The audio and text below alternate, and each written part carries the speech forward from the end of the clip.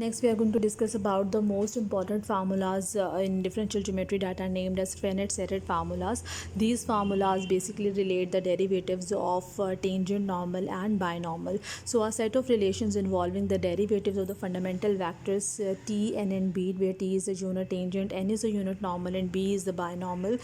So, the relation of the derivatives of these vectors are named as the Frenet-Serret formulas, and now we are going to discuss the derivation of these quantities, that how these formulas are derived. So here we have the first part, or the first formula, that dt by ds is equal to kappa times of n. So here dt by ds is representing the derivative of the unit tangent with respect to the arc length, and kappa is the curvature, and n is the unit normal. Now we know that t is representing the unit tangent to the curve, so their dot product t dot t will be equal to 1, because t dot t is equal to t square, which and its magnitude is 1. That's why we are having it is equal to 1. Now applying the derivative with respect to s on both sides of the equation, we get dt by ds dot t plus t dot dt by ds is equal to 0, because the derivative of 1 will be 0, being a constant term, and now this will become 2 times of dt dot dt by ds is equal to 0, because we know that the dot product follows the commutative property, so the both terms are representing the same quantity, so we have write it down as 2 times of t dot dt by ds is equal to 0. It implies t dot dt by ds is equal to 0, that is t and dt by ds are perpendicular to each other. So dt by ds is perpendicular to the tangent t, and if it is perpendicular to t, it means it will be parallel to the n normal, unit normal. So, and we also know that if the two vectors are normal, then they can be written as a scalar product of one another. So we can write dt by ds is equal to kappa times of n, where kappa is a scalar quantity also named as the curvature of the curve, and its reciprocal is named as the radius of curvature. The next is b part, that is db by ds is equal to minus tau times of n, where n is a unit normal and b is the binormal. Now we know that the vector b is given as b is equal to t cross n. Now taking the derivative with respect to s on both sides, we will apply the formula of cross product at this left hand side, so db right hand side. So db by ds is equal to dt by ds cross n plus t cross dn by ds. Now inserting the value dt by ds is equal to kappa times of n cross n as it is plus this quantity as it is. Now n cross n will be equal to 0, because we know that the angle between n and n is 0 and sine 0 is 0, so the cross product is going to be 0, and we are left with db by ds is equal to t cross dn by ds. Now as we have to show that db by ds is equal to minus tau n, it means that db by ds can be written as a scalar multiple of n, that is db by ds is parallel to n. So now it means that in order to prove this relation, we have to show that db by ds is parallel to n or perpendicular to t. So we are checking its dot product with t. If the dot product with t is 0, then we can say that it is parallel to n. So t dot db by ds will be equal to, we are just considering the point, t dot db by ds is equal to t dot as it is, db by ds is equal to t cross dn by ds by putting this value. So we have put this value in this relation, db by ds is equal to t cross dn by ds. Now it is representing a scalar triple product, which will be 0 if we are going to have the two vectors to be the same ones. So t dot t cross dn by ds will be 0, being a scalar triple product with the repeating vectors, so it will be 0. It means that db by ds is perpendicular to t or normal to n or parallel to n, so n, which is the unit normal. So it means that db by ds can be written as a scalar multiple of n, so we have used it is equal to minus tau times of n. Why we have used the quantity to be negative? This negative sign is just representing that dt by ds and db by ds are two different quantities, they are not the same ones, because we, in the previous relation, we have proved that dt by ds is equal to kappa times of n. So if I am going to write it to be the positive, again both will become the same, but these are the two different quantities, so that's why we have put a sign of negative over here. Now this t is named as the torsion of the curve, and its reciprocal is named as the radius of torsion. Now torsion of the curve measures how sharply it is twisting out of the plane of curvature, or torsion measures turn around of binormal. The larger the torsion is, the faster the binormal will turn about. So the third formula for Frenet-Serret formula is dn by ds is equal to tau b minus kappa t. Now we know that b, n and t construct our right-handed system just like x, y, z or I, j, k system. So we know that t cross n is equal to b. So I have write it down in the cyclic form that t cross n will be equal to b. So you can see that n will be equal to b cross t. So we have write down n is equal to b cross t. Now by taking the derivative dn by ds is equal to db by ds cross t plus b as it is derivative of t. So now we will put the values. db by ds is equal to minus tau n and dt by ds is equal to kappa n.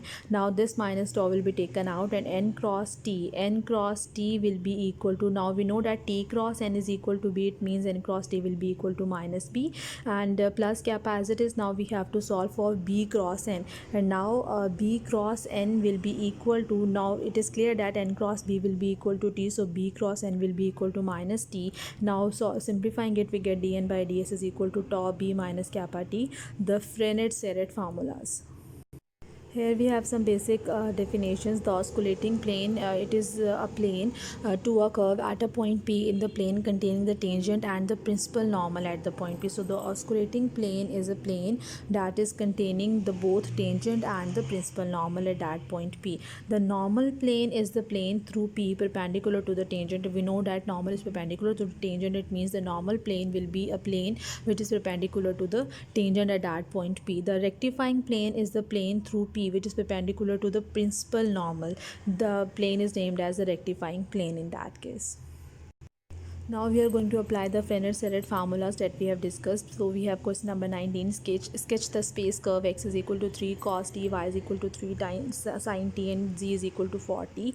So as we have discussed that in space curves, we try to construct the two surfaces, or we try to construct the two surfaces, and the two surfaces will further depend on the one single parameter. So here you can see that all the three quantities are depending on the term t or the variable t. So I will separate out t from this. T is equal to z by 4. So this t can be replaced as 3 cos z by 4 and y is equal to 3 sin z by 4. So it is right now representing a cylinder because x square plus y square is equal to 9. That is the base of the cylinder is a circle with radius 3. So it means that we are having a cylinder with radius 3 and the length is undefined or infinite length. So hence space curve, it means that the space curve will lie on this cylinder. That is, the space curve will give a circular helix for it, or just like a spring shape.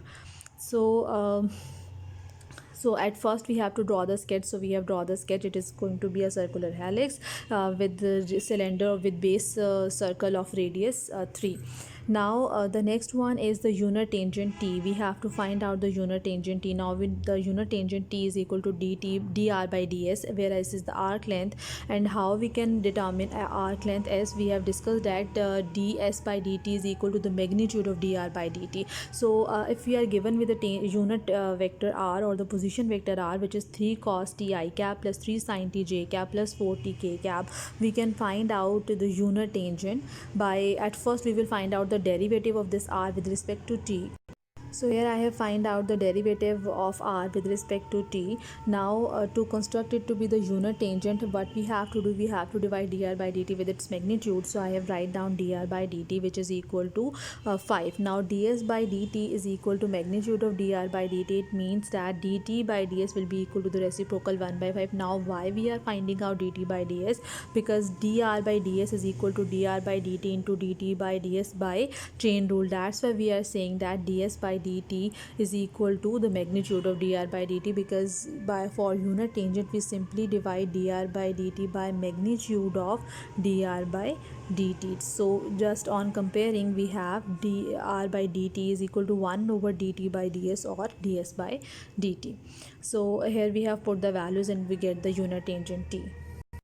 Next we have to find out the principal normal and curvature k and radius of the curvature rho. So dt by ds is equal to kappa times of n, that we have to find out. So we have find out t earlier. So dt by ds by chain rule will be equal to dt by dt into dt by ds. Now dt by ds is equal to 1 by 5. We have calculate further. So by inserting the value of dt by dt or taking the derivative of tangent, we get the value minus 3 by 25 cos ti plus sin t. Now dt by ds is equal to kappa times of n, taking magnitude on both sides, it will be equal to kappa is equal to dt by ds magnitude, because the magnitude of n will be 1. Now kappa is equal to 3 by 25, and curvature, which is the curvature and radius of curvature, will be the reciprocal of this term.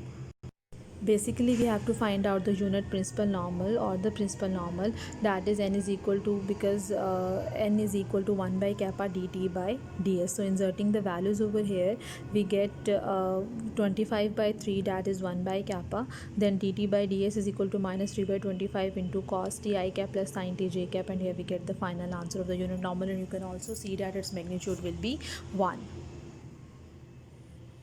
Next we have to find out the binomial that can be find out on the simple line b is equal to t cross, and inserting the value of t and n, we get b defined over here. Now db by ds is equal to minus tau n, so we will take the derivative of it with respect to t into dt by ds by applying the chain rule over here, so we get db by ds. Now we know dB by ds is equal to minus tau n, so dB by ds is equal to minus tau n. Now taking the magnitude on both sides, we get tau is equal to 4 by 25, and this sigma is representing the radius of torsion, which will be equal to the reciprocal of torsion, that is 25 by 4. By taking the mod on both sides of the equation, this will becomes the magnitude, and this will becomes the magnitude, and this mod of minus t will be equal to the plus tau.